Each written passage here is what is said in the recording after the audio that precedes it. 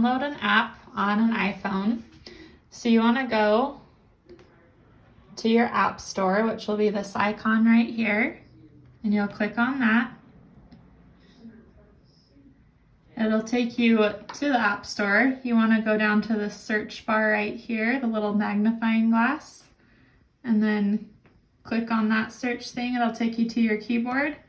We're going to do the Oticon app, which is called Oticon on, and you'll see it pops up right there. You just want to click on that. And then this is the app for Oticon. It'll say download, or if you've already downloaded before, it'll have this cloud, and you just want to click on that. That circle will start spinning, saying that it's searching for it.